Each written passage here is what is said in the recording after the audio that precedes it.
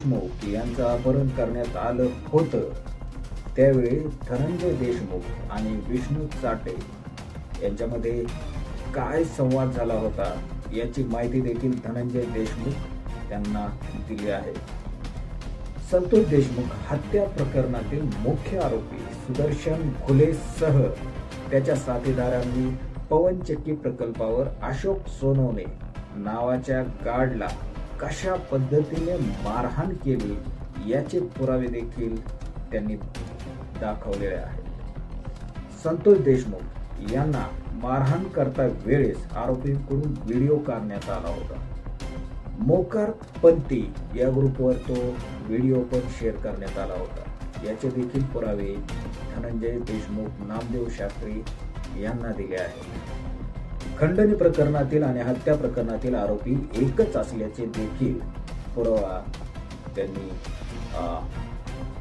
देशमुख कुटुंबाने नामदेव शास्त्रींना दिला आहे. संतोष देशमुख यांच्या हत्या प्रकरणाच्या अगोदर हत्या प्रकरणातील मुख्य आरोपी सुदर्शन घुलेसह खंडणी प्रकरणातील आरोपींची झालेल्या बैठकीची देखील पुरावे महंतांकडे त्यांनी दिले आहेत. मंत्री धनंजय मुंडे यांना हत्या प्रकरण आणि खंडणी प्रकरणात का जबाबदार धरले जाते या संदर्भातील देखील काही गोष्टी नामदेव शास्त्री यांच्या समोर मांडल्या आहेत. संतोष देशमुख यांच्या हत्येच्या नंतरचा शवविच्छेदन रिपोर्ट मधील मारहाणीचा फोटो सोशल मीडियावरती व्हायरल झाला होता. तो देखील महंतांना त्यांनी दाखवला आहे.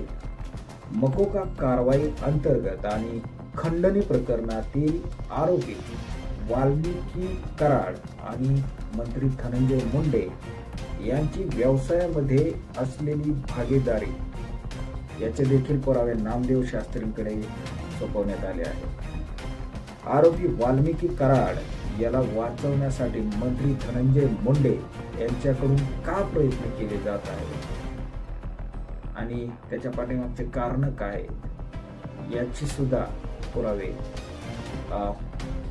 नामदेव शास्त्रींकडे त्यांनी दिलेले आहेत. आणि मंत्री धनंजय मुंडे यंत्रणेवरती का दबाव टाकत आहे तर याचे देखील पुरावे देशमुख कुटुंबियांकडून महंत नामदेव शास्त्री यांना दिले आहे. आपल्याला हा व्हिडिओ कसा वाटला नक्कीच आम्हाला आपल्या कमेंटद्वारे कळवा. जय हिंद, जय महाराष्ट्र.